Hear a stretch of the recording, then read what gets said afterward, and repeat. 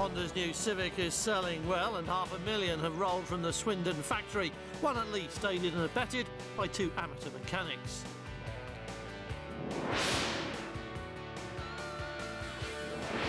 By the time you discover your car has been stolen, it might already be overseas or in bits. You need satellite tracking, and you can have it.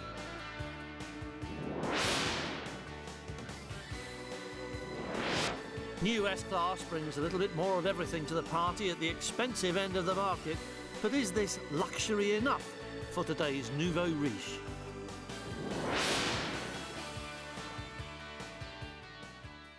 When Japanese cars were subject to import quotas, the way around the restriction was to build assembly plants which, quite literally, assembled almost finished vehicles. Now there are fully fledged factories all over the world, like the facility Honda established in Swindon a decade ago. Originally making Accord, it now makes Civics at a very fair pace, a point illustrated as the 500,000th Civic rolled off the line. That's a total worthy of recognition, especially among the workforce there, a little over 4,000 strong, and which this week includes a couple of part-timers. Although both Jacques Villeneuve and Olivier Panis are Honda employees of a sort. They drive for BAR Honda in Formula One, of course, but we're in Swindon to see the construction of the milestone Civic, a mint green 1.6 SE 5-door. Let's start gathering, gentlemen, please. Gather in. Okay, listen up then, gentlemen. Paul Snook, Ryan, Jay, Quincy, Simon Rawlings. Good day with us. Enjoy it as much as we enjoy having you here today. Neither driver had been to a car factory before, and like all first-time visitors, they were somewhat surprised by what they found.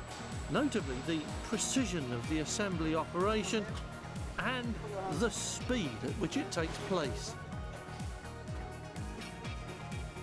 In fact, the drivers discovered that the road cars are built with the same care and attention as their Grand Prix machines, only very much quicker. A new one rolls off the line here at Swindon about once every 30 seconds. I'm very pleased to visit the Honda factory and to visit also the tourist car. I mean, for me it's the first time. I'm very enjoyable this. I'm very surprised on some part of the car. And to build up the car so quickly like this, 800 cars per day for me is a big surprise, but I'm really enjoyed to participate with the guy. Villeneuve's reaction was very similar, and he, too, joined in with apparent pleasure, turning his hand to car construction very readily. Well, we didn't do much, because these cars then end up going out on the road. So I don't think it would have been a good thing if we have gotten involved too much. But well, it's surprising. I'd never seen anything like that, and see the speed that everybody works, is quite amazing. There's a lot of stress there. It felt like we were in their way, but it didn't seem to disturb them too much now. With the production line rolling, there's not much opportunity for disturbance, but the curiosity of the drivers about the way the cars are built here meant there were lots of questions asked and answered. And you can't help thinking that this was probably one of the better days they have spent on PR work like this.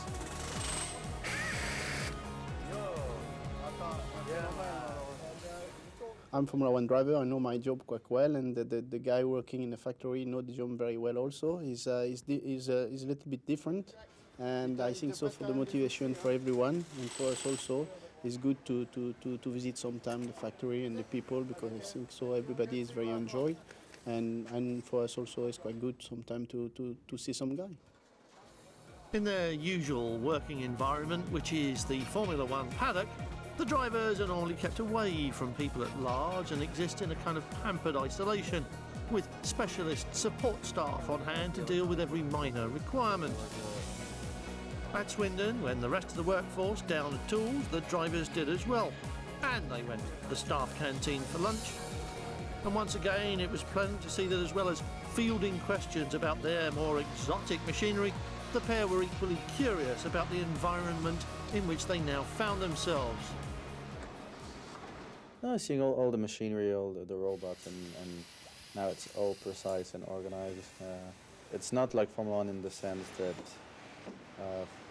in Formula One, when you work on a car, it keeps changing all the time. So it is different, but it is very clinical, yeah. In fact, the F1 cars and the road cars are built in very similar conditions. The image of car factories as dirty and noisy is really outdated now, and modern cars are so complex that they need to be built with the same sort of care and precision as a race car. I've never worked on the cars directly. I've only driven them, so it is very, very different. What you need though is like teamwork.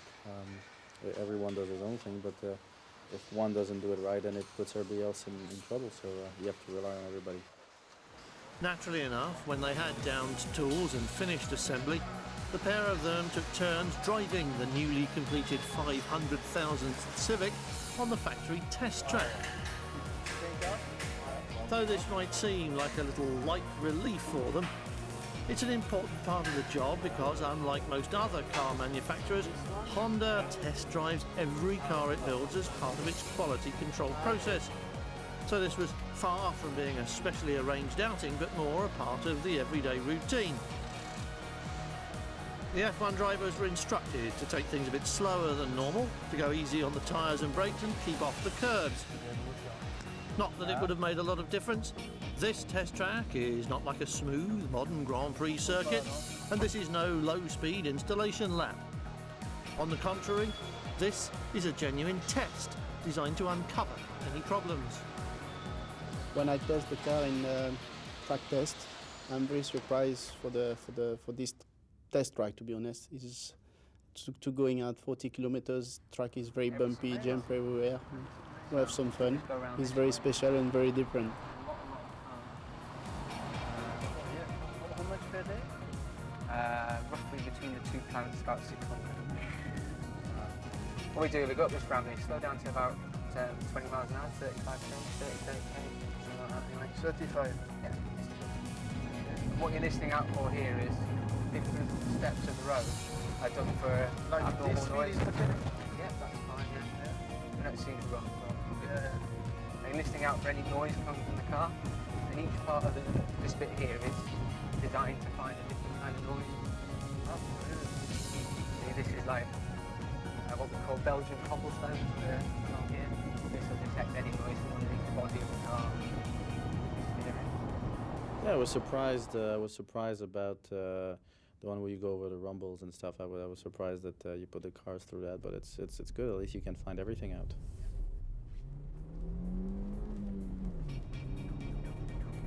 What you're listening for here, as I said before, is as you accelerate, you're making sure that the car accelerates smoothly, the gears change smoothly, there's no shimmy, no moving around with the steering wheel, the wheels aren't wobbling, and no abnormal noise coming from the car, the engine, the exhaust is not moving. And then obviously as you slow down, to come off just here, to the right, check it for noise from the brake. Obviously the brake can't like it. An interesting day out for the F1 Giro then, far more so than perhaps they'd expected. And coming next, a bit of fast driving, as in getaways.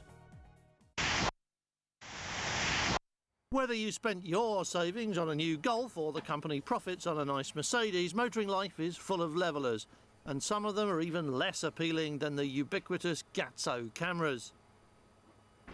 Vehicle theft, an increasingly large part of daily life for all of us, and not just in towns and cities.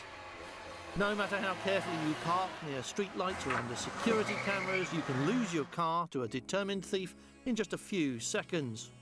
Immobilisers, alarms, none of it makes much difference, and very often these days an expensive car is stolen to order, with an escape route, shipping destination and overseas buyer already arranged, and your car may be out of reach even before you know it's missing. One of the more reassuring benefits of modern technology then is a truly practical adaptation of satellite navigation, far more useful than simple street finding. If your car knows where it is from satellite tracking, it's a small step to make sure that you know where it is as well, or in this case, the police do. In fact, vehicle monitoring systems are now so effective that very often the tracking service will tell you your car is being stolen long before you would have found out yourself, and will alert the police as the theft is in progress. Radio tracking gives a precise location for the vehicle as it's being moved and allows police forces to recover it with almost astonishing ease. So successful are these measures that many insurance companies offer discounts to drivers of cars fitted with such a device, and insistence upon it is likely to follow the same lines as alarm systems. If you have a high-profile car, you can't get insured without an alarm, and soon you won't be able to insure without a tracker as well. For insurance companies, the benefits of this little device are massive and massively obvious, but they're equally large to you as well, as you'd know if you were one of the increasing number of motorists who'd suffered car theft before. All else aside, you'll get your car back quickly, undamaged, and at your house or office. The tracking service will normally deliver it for you as easily as they found it. GPS and computer-based maps mean that the street name where your car has been taken is clearly visible to the tracking service, and they can direct police forces to almost the precise house where your car is waiting, hopefully before the engine has been removed, and hopefully in time to catch the thieves.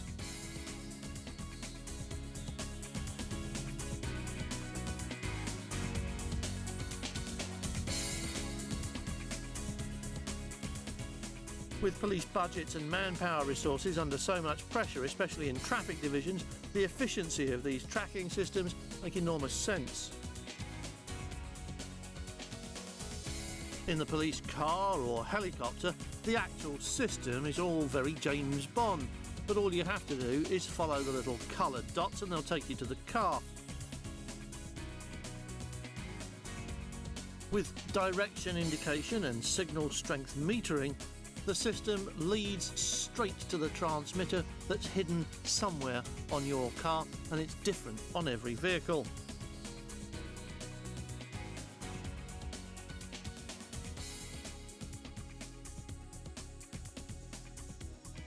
Once you get close to the vehicle, it's so precise that you can pick out individual garages and say which one conceals the stolen vehicle.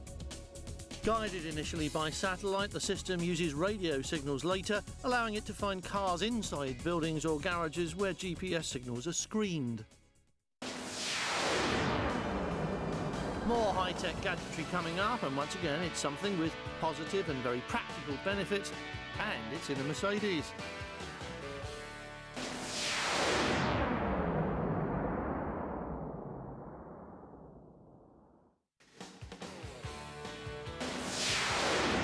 For a short while only, the new S-Class is the most luxurious German car you can buy, but the new Bentley and Rolls-Royce are on the way, so make the most of it.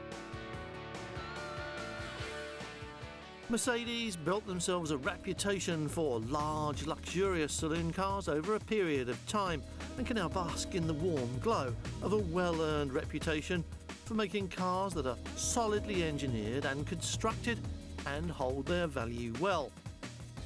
Though the company is the oldest in the business and the cars of the 30s were exceptionally good ones, the real foundation of the Mercedes reputation came in the 50s, when production settled down into long runs of cars that were essentially over-engineered, interspersed with glamorous cutting-edge sports cars which produced a noticeable halo effect across the range.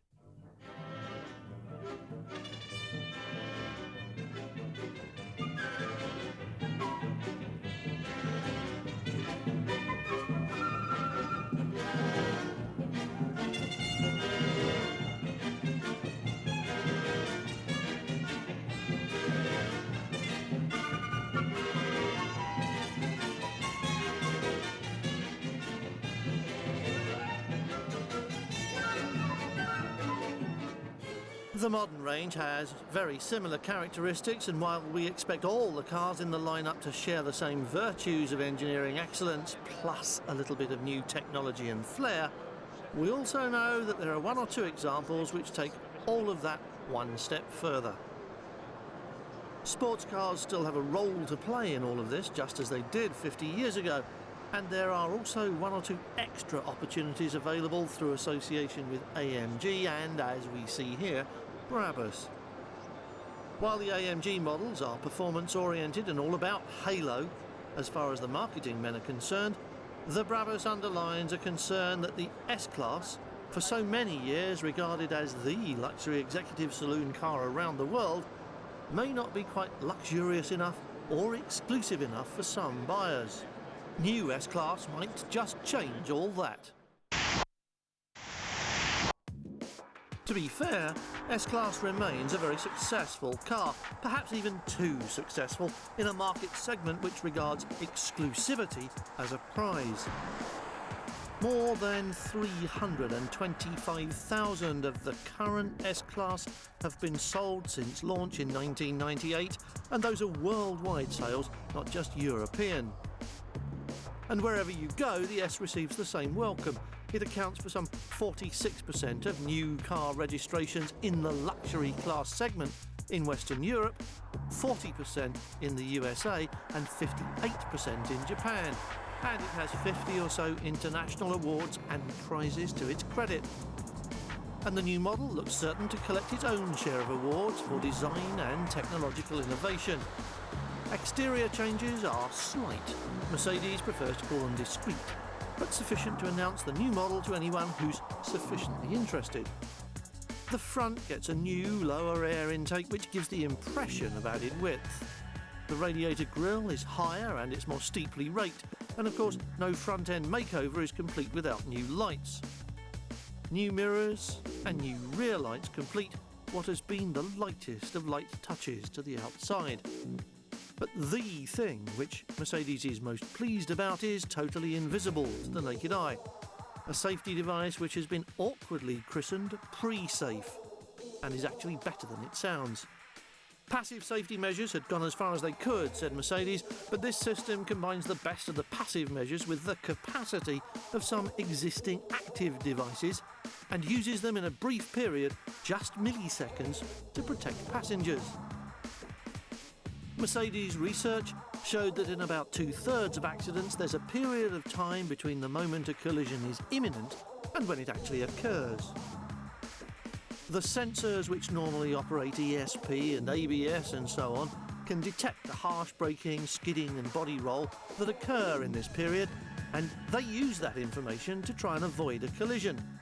In future, it will also be used to reduce the risk of injury to the occupants if the worst does occur, initiating a series of preventive measures. The primary action is tightening the seatbelts ahead of the pre-tensioning, which occurs in any case during impact. Pre-tensioning ensures that the driver and front passenger are in the best possible sitting position before a crash occurs, enabling optimum deployment of the airbags upon impact. At the same time, and just during the period when the vehicle begins to skid, Pre-Safe moves the front passenger seat and the electrically adjustable individual seats for the rear passengers into their optimum positions, and it closes the windows and the sunroof automatically.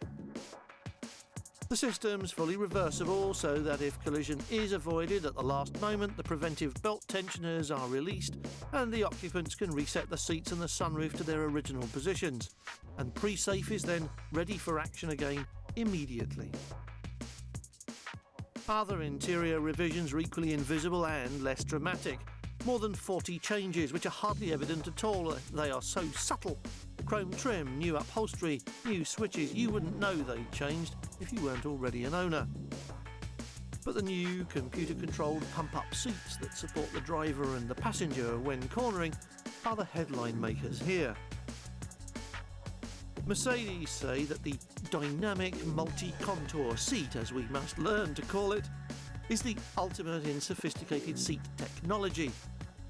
It has a series of integrated air chambers which are inflated or deflated according to the situation, ensuring that the driver and the front passenger have full lateral support when cornering.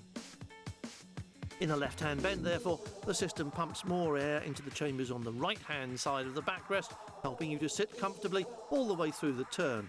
A highly desirable feature, and one you can't help thinking would be just as well appreciated in the back seats as in the front. But if you're interested in driving, and it's tempting to believe that a large percentage of S-Class owners will be driven, but if you are interested in doing the twiddly stuff yourself, then the new S has plenty to offer. Two revised six-cylinder engines are surpassed by 4 V8s and a top-of-the-range 12-pack, the most extensive engine range in this market segment. Pride of place goes to the new twin-turbo 12, which gets 500 horsepower out of 5.5 litres, and with peak torque available from about 1800 RPM, the 60-mile-an-hour benchmark comes up in an impressive 5 seconds. All those engines have been given extra power, and a permanent four-wheel drive system is optional with 6- and 8-cylinder petrol engine models.